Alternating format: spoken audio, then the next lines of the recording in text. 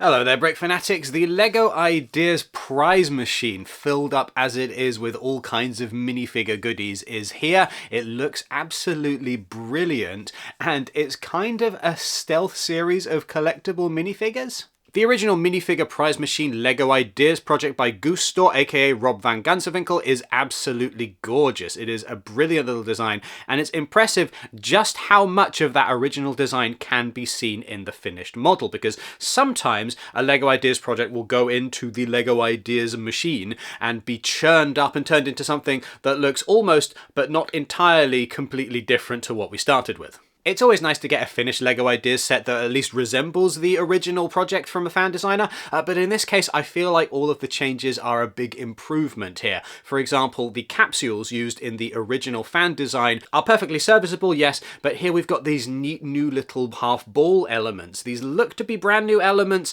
I tell you what, they're going to be really useful when Pokemon rolls around, aren't they? That makes complete sense given that a Pokeball is basically supposed to be a Gashapon capsule. In case you didn't know, the original concept for Pokemon would involve people putting coins into vending machines in order to get Pokemon from little balls like that. So if we end up seeing these capsules used again next year for Pokemon with a bit of printing on the side perhaps, it's not going to be a huge surprise. Another big change from Goose Store's original design are the minifigures that are included. If you look at the photos from this original project, you'll see a bunch of minifigures that are from other sets or from collectible minifigure series. Now instead we've got a bunch of unique minifigures, some of which are absolutely brilliant, some of which are maybe take it or leave it. Definitely feel like that's where the budget went for this set. I know some people are going to look at this and say, oh, the price on this is quite high. And I think part of that is going to be these new ball elements, part of that is going to be these large clear plastic panels that are used for the windows of the prize machine, but a large part of the budget here had to go to these minifigures. There are 16 minifigures in the box. Some of them are duplicates, some of them are almost duplicates where the only difference is a head element or maybe an accessory. This means that the number of definitely unique minifigures here is 12, and that is a collectible minifigure series. In fact, this quite well represents the experience of buying a full collection of a collectible minifigure series, because you inevitably end up with some duplicates, unless of course you use the Brick Search app. Definitely, I feel like the minifigures that you're doubling up on here are the ones that people would double up on anyway if given half the chance. And I do feel like these minifigures are fairly nicely detailed. Maybe they're not quite at the level of a collectible minifigure where a lot more effort goes into making each one a unique entity in its own right, but certainly they're a cut above the rest in terms of minifigures that you would get in a normal boxed set. It's not uncommon for a LEGO Ideas set to have particularly nice minifigures, especially for characters that will need custom molded headpieces or whatnot. But even so, I feel like these are doing a very good job of being basically a collectible minifigure series in stealth. Some of these minifigure elements are going to be more desirable than others going forward, especially for anybody who is into that army building. There's some good news here though, there's some hope, because this is not a collectible minifigure series. Some of these elements could end up in Pick-a-Brick a little way down the line, and that means that you might be able to just buy a bunch of different torsos all in one go. In this purely hypothetical scenario, will these pieces constantly be well stocked within the Pick-a-Brick catalogue? Almost certainly not, but there is hope that maybe they'll be easier to get hold of than just buying these on Bricklink or what have you. But given that some of these are more desirable than others, this feels like an excellent opportunity to do some ranking. Let us rank all of the minifigures in the prize machine LEGO set from worst all the way up to best. Starting with, I feel really bad about this, starting with number 12, Metam Man. Seriously, I don't like putting this one in last place, but something's got to be last. This one is Goose Store. Look, it's the guy who designed the LEGO set. This is Rob Van Gansevinkel, and he's got the cool little tiny brick-built prize machine version of the larger set that you've built. It's a wonderful little meta moment within this set. Personally, I do feel like that's a fantastic inclusion. My only gripe with this minifigure, and the reason why it's in last place, is because these are pieces that we've seen time and time again. There's nothing new here. Personally, I'm kinda sick of this checked shirt. It turns up so often. It's one of the go-tos even for the Bricklink designer program because it's just constantly available, and I'd quite like to see something else in its place. For that reason, I'm very sorry, Rob, but that one's gone in last place. It's nothing personal. In 11th place, Stubble Pirate. And yes, I've come up with weird names for all of these because it's more fun that way and because I don't have a list of the official names in front of me. Now, I'm a massive LEGO Pirates fan. That is my favourite of the 3 classic themes by a large margin. So I don't say this lightly, but looking at the finished design for the prize machine, I do feel like one thing that really counts against it when you compare it with the original fan design is that the fan design used a picture of Captain Redbeard, and I love Captain Redbeard, and there is not a Captain Redbeard in the finished set. Instead, we've got minifigures like Stubble Pirate here. Now, this one in particular, I feel, is just doing that generic pirate crewmate thing that we've seen a bajillion times before in various different LEGO sets. He's got that classic bandana, although not the original design of the bandana, but he's got the kind of the modern bandana that these sets often use. He's got a stripy shirt, he's got a waistcoat. It is a new printing as far as I'm aware, but it's not the most exciting of all time. This is just a very generic, forgettable pirate minifigure, and I don't think that it does anything particularly new.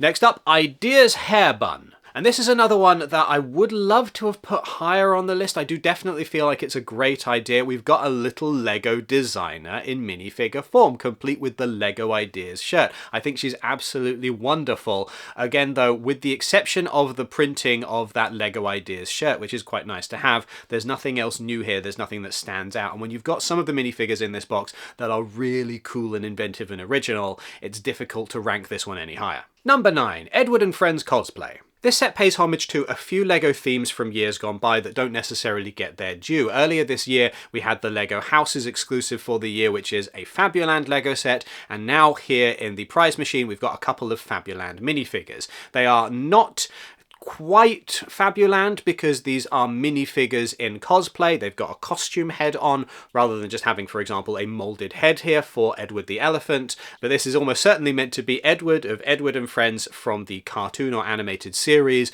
that was used to promote Fabuland in some regions around the world. Check out our video on Fabuland if you've not already seen it. We talk about Bernard Cribbins of Doctor Who fame, so it's a good time. Anyway, this one's nice. I like that in order to make it very clear what you're actually looking at here, they had to print Fabuland on the shirt, because otherwise you might look at it and just be like, it's a woman with an elephant mask on. Why?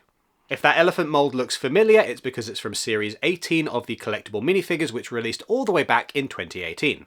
Nevertheless, of the 2 Fabuland minifigures, the head mould here is maybe a little bit more widely available than the other one. I will talk on that in a second. Moving along though. Number 8, Winky Pirate.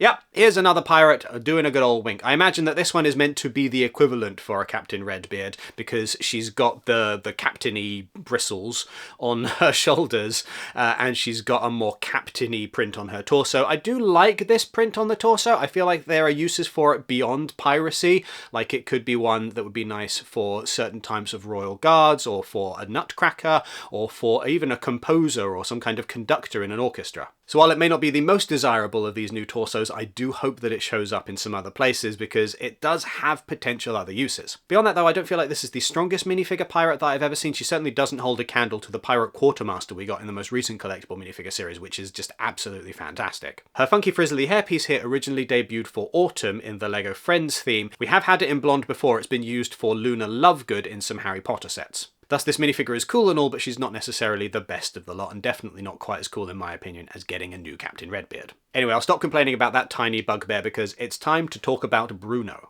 Number 7, we talk about Bruno. This is the other Fabuland one. It looks to be based on Bruno the Bear from Fabuland. That might be me misinterpreting which of these characters this is intended to be because I'm not like a huge expert on Fabuland, but I'm fairly certain this is Bruno the Bear. The headpiece here is fascinating, right? Because it looks like it should be from a collectible minifigure series, but it isn't.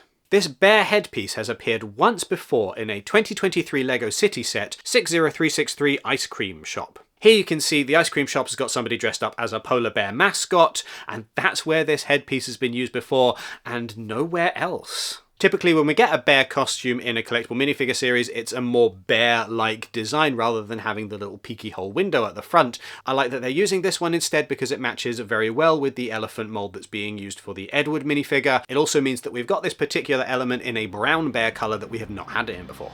Number 6, Vaporwave Sunglasses. I saw somebody online say, oh, what's with these vacation minifigures? Why are they just in here? And these aren't just any vacation minifigures. These are Paradisa, and it is brilliant to see Paradisa get a reference here. I saw somebody post a while ago on, I think, Reddit, that Paradisa is basically Lego Vaporwave. It's got that funky 80s aesthetic. I think in the particular picture that they shared, it had somebody even holding a boombox. It's just got that wonderful peak 80s vibe to it. This is another one where the torso is doing a lot of heavy lifting, and I really love this particular design for a torso. It just looks so cool. Both of these Paradisa minifigures are recreations of classic characters that would show up in Paradisa sets. I feel like this one is maybe not quite the strongest of the two for reasons that we will get into, but she still looks really neat. Number 5, in space, no one can see your teal. Right, long story short, people love collecting classic space astronauts in various different colours. For the release of this set, the LEGO Group put up an online poll. People were allowed to vote to say which colour they would like to see next, and the teal one was chosen. It looks absolutely gorgeous. There were some other really nice choices as well, but I do feel like this is a really cool shade to have in here. It looks very, very nice. It's maybe not my favourite of the two space people colours that we get in this set, but it is a very nice inclusion. I just hope that the other colours that were up for fan vote do show up at some point down the line as well. Number 4, Chuckle Brother. Some people will probably be annoyed that I put the second Paradisa minifigure this high on the list, especially higher than a classic astronaut. I just want to remind you, this ranking is meaningless. This is not Gladiator. A thumbs up from me or a thumbs down from me does not mean that a minifigure is the best thing ever or going to be thrown into a furnace. It simply means that I think it's kind of cool, and I picked this one because I like the Paradisa theme. I have some nostalgia for it. It's fun to see this in modern form, and I just love the fact that we've got this wonderful mustachioed minifigure given the modern treatment, because that mustache, unassuming as it might be, is a big part of the feel of Lego from a particular era. It does surprise me, and this is going off topic slightly, but I'm going to say it, it does surprise me that the 80s mustache has returned to fashion, especially with the mullet, because for those of us of a certain age, we associate that look more than anything with the Chuckle Brothers. This is a reference that nobody outside of the United Kingdom is probably going to get. Oh dear. Oh dear, oh dear. Anyway, moving on from Gen Z fashion mistakes, number 3, Peter Griffins. The first of the two new castle factions on this list. I do quite like the Griffin Knights. I really like that you get 2 of these in the box. I think that that is one that is wise to have doubled up, and I particularly appreciate that the little extra effort has gone into giving both of these minifigures a different face. The helmet is one that we've seen before, the sword is one that we have seen before, the chainmail armor is not like the most innovative thing of all time, but that is a really cool new shield element, and I feel like that shield is carrying this minifigure. But because it is really just the shield that stands out here, that's why this is not quite as highly ranked as the other castle faction on this list. Number 2, Starman Heart of Gold. I have a confession to make. I am a real sucker for a gold element, no matter what kind of gold element it is, and these gold minifigures are just really, really neat looking. I mean, sure, they do look a little bit mustard yellow in the wrong light, but at the same time, that's fine too. That's a cool kind of shade to have as well. There's also just something about having a gold jetpack that makes me think Rocketeer. And finally, number 1 on this list, the absolute cream of the crop here, it's the Squid Squad. I'm sure this faction is not actually called Squid Squad, but it should be. So first off, I like the squid design more than I like the griffin design. I like the nice round shield elements. We're doing something slightly different here, but also the extra faction coolness goes beyond just the shield here, where it doesn't with the Griffin Knight, and you've got the squid also printed on the torso element.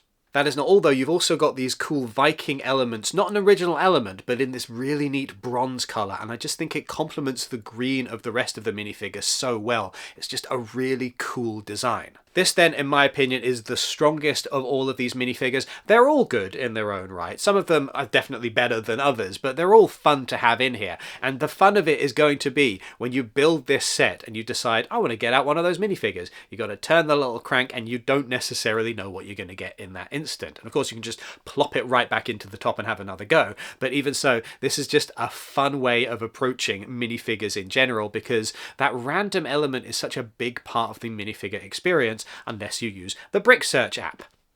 Which of these new minifigures are your favourite? Let us know in the comments down below, and make sure that you do all of the rest of the YouTube things while you're there. Give this video a thumbs up, hit subscribe and the notification bell. If you're going to be purchasing this set or any other LEGO set in the near future, you can use the affiliate link which is down in the description or the QR code that is currently on screen. They take you straight to the LEGO website. We get a percentage of the sale when you purchase through those links. Doesn't cost you a penny extra, helps to keep the lights on at Brick Fanatics. Do make sure that you go to brickfanatics.com for way more coverage of this LEGO set, including our written review for it, and make sure that you sign up to our newsletter so that you never miss anything LEGO related ever again. Thank you very much for watching and have a wonderful day.